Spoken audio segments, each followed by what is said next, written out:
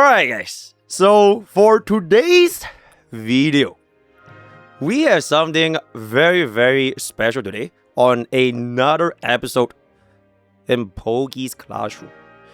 Now the topic of this video, first of all, Poros, W emote by Roxy. We are gonna be using Poros as our mascot for all of our little Pokke's Classroom slides going forward. So if you guys like to use this kind of emotes, hop on to our stream at twitch.tv. Alright, then I'll see you guys there.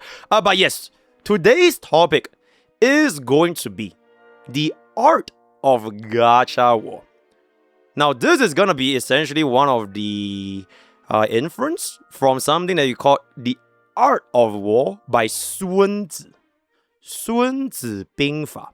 Now MrPokke, in his infinite wisdom, with the buff of Professor Pokke, has decided to translate the Art of Gacha War as a means to combat this phenomenon that has been happening for the past couple of months, right? I'm sure you guys, by the time you guys watch this video, you have seen a couple of other videos like this.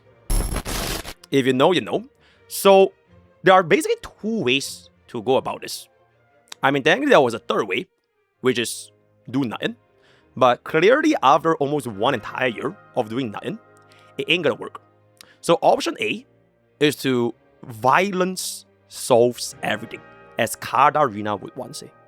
But unfortunately, MrPokke does not believe in violence. So the best way to combat violence, to combat Gacha War, is with love, right? With the power of love, friendship, education, and a touch of poetic writing, this is gonna be the topic we are addressing today. So without further ado, after you finish this video, you would understand exactly how to be a gacha warrior. Picture this scenario. You have been playing your gacha game for a very long time. But alas, at the end of everything, there's always gonna be warriors, tribalists, hating on any medium that you seek to enjoy. So you might ask yourself this, right? Why does this phenomenon happen? Why is it that no matter how many times you want to go ahead into a gacha game, a community, or maybe you want to learn about the game, the story or lore, there always seem to be some kind of resistance and pushback because your game is probably bad because you're playing XYZ game. ABC game is probably going to be ending of service. This gacha system is really bad. Power creep is going out of hand. HP inflation. And I'm pretty sure you have heard this a lot of times. So the reason why these arguments, these pointers being brought up, is because of these things called fallacies.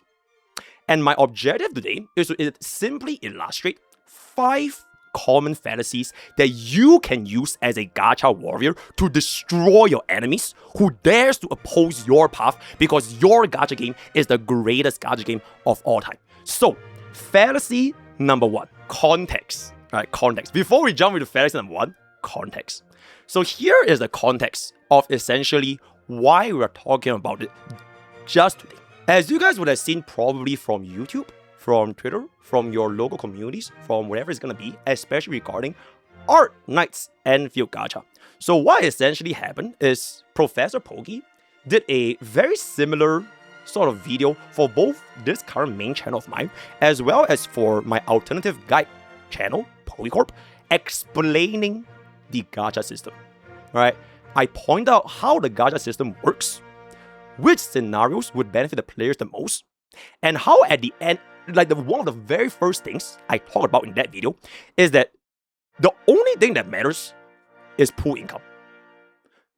As long as you have enough pool income, all these things doesn't really fall into place before that factor.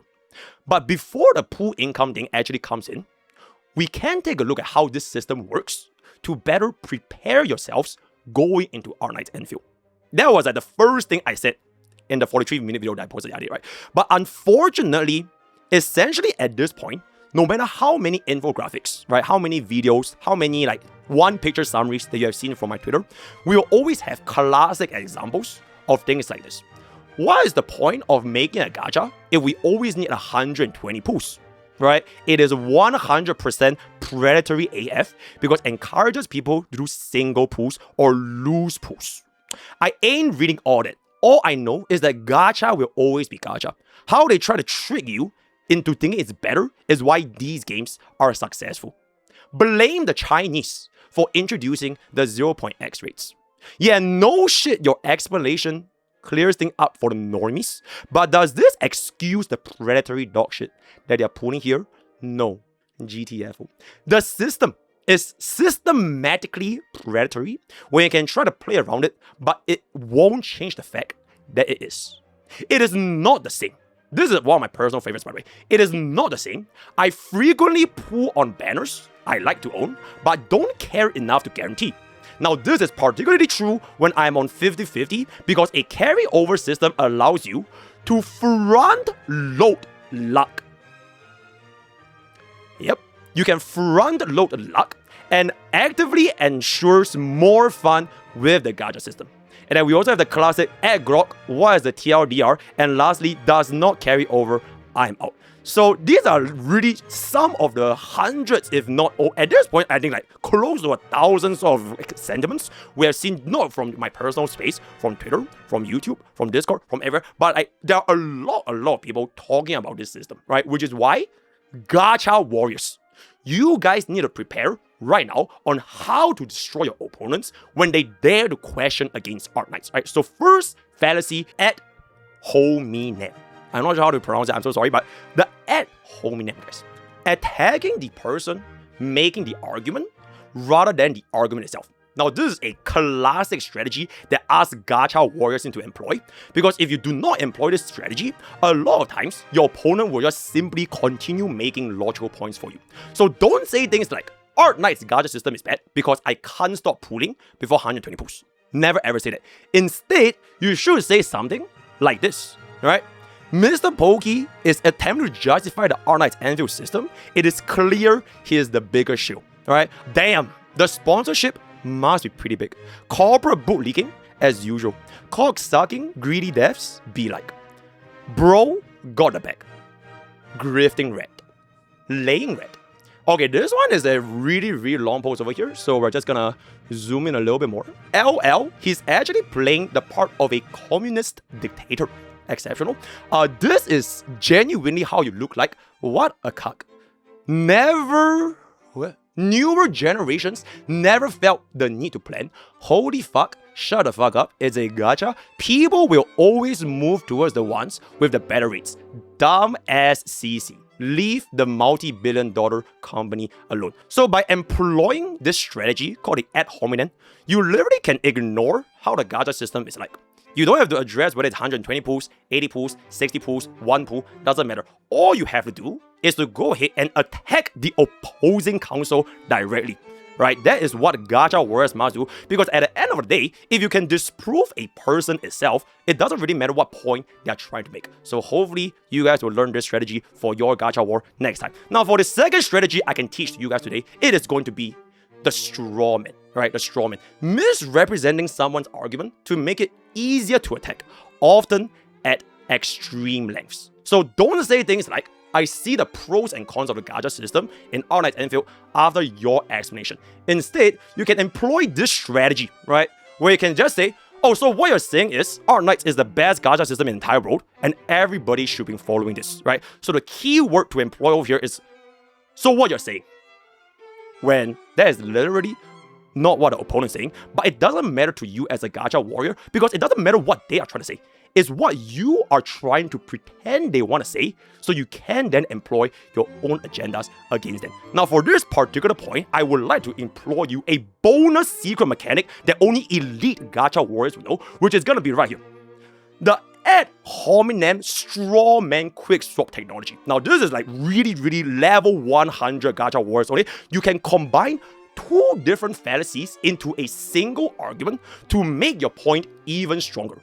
So instead of saying, so what this guy trying to say things like, so what this grifting red is trying to say.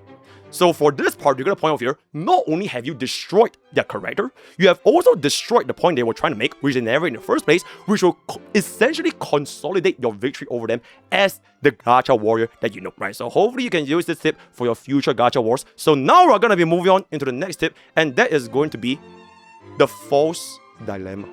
Presenting only 2 choices when more exist. So don't say things that, I respect that you can enjoy multiple gacha games at a time, each having their unique pros and cons. Because newsflash, it's a gacha game. You play gacha games to enjoy. You can have multiple choices. You can like both ramen and sushi at the same time. You can like both Wuthering Waves and Genshin Impact at the same time, right? So instead of doing this, you really want to log in to the entire mindset of the opponent, turning them against themselves by pitting, oh, if you like Wuthering Waves, you must hate everything else.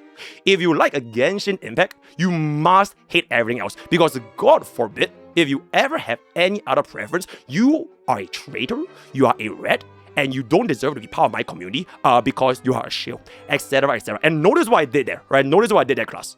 I employed the false dilemma in tandem with the ad hominem once again. If they were to not play Wuthering Waves, they are automatically deemed as a rat. If they were to love Genshin Impact, they will be automatically deemed as a shield, right? So combine these fluidly based on your needs so that you can be the best gacha warrior that ever will be, right? The hasty generalization. Making a broad claim based on a small or unrepresentative sample. So don't say things like, Art Knight's Enfield gacha seems complicated at first, but I will try to understand it more. Instead, you can go ahead and employ this strategy right here, which is when a company is making the gacha system overcomplicated, it means they are trying to scam you. The worst thing about Art Knight's Enfield gacha is getting the first 120 pulls. Free to play will try to farm their first 120 pulls and realize the game does not have 120 pulls for 1.0, right? The spark reset and making it complicated where non-native English speakers or some dumbass keeps pulling wrong is inherently predatory. No matter how good you think the system is, I won't even touch this shit. Hopefully, it's EOS soon. And yes, every single one of this screenshot is not made by AI. It is real examples left on my real comments on my comment section as well as Twitter, right? So this is a really, really effective strategy, especially because you can just say, oh, if this is X, therefore it's Y. So you can use it for like a lot of different things on top of using our quick swap technology. Oh, so if this guy plays Art Knight's Enfield, therefore He's getting paid by Art Knights. If this guy dares to say anything bad about Wuthering Waves, oh, therefore he has skill issue. Classic, timeless, and forever effective. Moving the goalposts. Changing the criteria of a win after the original criteria have been met. So don't say things like, now that I understand the point, Art Knight's Enfield gacha is better for unlucky players who commit to one banner because 120 pulls is the lesser than 180 pulls. Because if you admit that this criteria is met, it means you lost the argument. And nobody wants to lose as a gacha warrior, right? So instead of doing this, do something like this. So first of all, okay, can I just read this first out? But the general statement is because Art Knight's Enfield gacha is bad because no PD carry forward, so partial pulling, you're gonna get punished, right? Then, after establishing that this is the case or not the case, you can then change your objective right here. So now the argument is basically, it is intentionally confusing.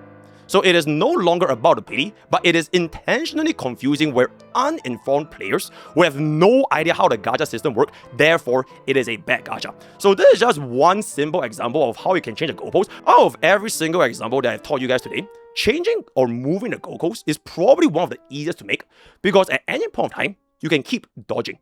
And if someone were to go after you for saying you are changing the goalpost, you can simply just say, nuh-uh. Because it is up to the person who called you out to prove the point otherwise, making the battlefield advantage to your side over the opponent. So with all that being established, I will now come into the final segment of this video on the Art of Gacha War, right? So here is the application where we combine everything that I taught you guys today into a sample script in which you can use on your next Gacha War adventure. Ladies and gentlemen, what we have here today is a classic Hoyo show take from our favorite guy, MrPokke. And I'm here to explain why Art Knight's Enfield has the worst gacha in history that will lead to its AOS and being dead on arrival.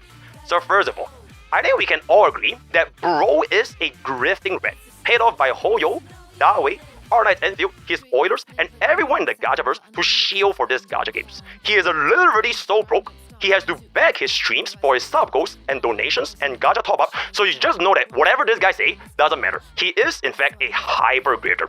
Now moving on. What this grifting rat is basically saying is that Art Knight's Enfield has the best gacha in the entire world, and everyone in the gachaverse should follow this method, because at the end of the day, it is the most free-to-play friendly system, which obviously is inherently false. Therefore, his point for Art Knight's Enfield gacha does not make sense, right? So this is gonna be a classic Hoyo show grifter take, because he's trying to steal players from the actual game of the year, Wuthering Waves, right? We all know where that's gonna be the best game, and they will convert the Wuthering Waves players to Art Knight players because he wants to ruin Wuthering Waves because he is paid off by Hypergriff. So at this point, you might be wondering, Professor Pokke, aren't you being a little bit too harsh on MrPokke? Where is the proof that Art Knight's Enfield has a bad gacha? I'm very glad that you asked it, right? So as you can see over here, when a company is trying to make a gacha system this complicated, you know they are literally hiding some nasty predatory shit. Because if you have nothing to hide, why make it yet? Why can't you just summarize it in 5 seconds like in Wuthering Waves? And on top of that, this game literally costs 5,000 premium currency. 5,000 premium currency for a temple. Now that's like literally 3 times higher than Wuthering Waves. So obviously nobody on an Enfield is gonna have enough to pay for this gacha. And of course, MrPokke here is gonna have to grid for his Oilers to sponsor his pools, because he literally cannot afford a pool in this gacha game. At this last segment, you might say, the most unlucky player in Art Knight's Enfield can get a rate up 6-star in 120 pools instead of 160 like Wuthering Waves. But wait guys, Wuthering Waves has 50-50 carry forward. Therefore, you can literally try to gamble and win early, but you don't get punished for being a gambler. Also, we have a weapon system that has a 100% rate up. So who cares if it uses premium currency, because it's way better than Art Knight's 25-75 system. So in conclusion, a classic L take from Hoyo Show, Hyper Grifter, MrPokke. Remember to smash that like and subscribe button, and I'll see y'all next time when I explain why HSR version 4 is gonna be the worst patch in the history of gacha games. So that is gonna be my final example for the Art of Gacha War. This is gonna be like the end of the skit, right? So personally, I think this was a very fun little concept. Let me know what you guys like to see in the comments below. Any questions from class before we wrap up today's video? Absolute cinema. Absolute. Oh my god, absolute. Clappy. Thank you, Professor. Thank you. What would be the rotation between the 5? What rotation? You forgot the 6-point invented by Gen Z Wars. You are just... right. Okay, you know what? If this video reaches 1,000 likes, we'll do a part 2. We'll do a part 2, and I will go through another 5 common fallacies, probably covering classic topics such as, for example, the art of calling everything rage bait, the quick swap mechanics of truth and lies, and all that. I will need to do a little bit more research, right? So if we had 1,000 likes on this video, we'll do a part 2. Is it possible to play more than one gacha? No. If you play more than one gacha games, you are literally a traitor. Oh my goodness! Lumi fandom! How dare you give me 20 gift subs? How dare you give me 20 gift subs? Oh my goodness, you are literally being scammed. You are literally being scammed by the hyper grifter. Holy shit, that is absolutely insane. How dare you give... Okay, thank you so much for the 20 gift. Thank you so much for that. That is absolutely great. Okay, we're gonna hear ding 20 times. So, oh my god, he's shielding. He's shielding everywhere. Oh my god, bro is about to shield. W shielding. Very good. Okay, you know what, chat? I am going to just wrap up this video because we're gonna hear ding 20 times. So, join to it. All of this was purely for, you know, okay, not really just entertainment, but also educational purpose. Because as much as like this is like a skit, and like I thought like a fun way to like, it's a fun way to address gacha war while not being angry or ragey or like all that kind of stuff, right? I think this was pretty smart for myself, if I can say so myself. But that being said, a lot of these things I say here, they are still pretty true. So if you do encounter something like this, Next time, you will know exactly what I'm talking about, especially this part, right? The ad hominem straw man quick song. When I had this idea in my mind, I'm like, oh my god, bro, I am absolutely fucking cooking. I'm like, oh my god, bro, and oh yeah, you can feel free to check this with an AI scripter. I use Zero AI. It's like, oh my goodness. Okay, we gotta end this video. Okay, we're gonna end this video because the hyper grifter oilers are here. So bye bye.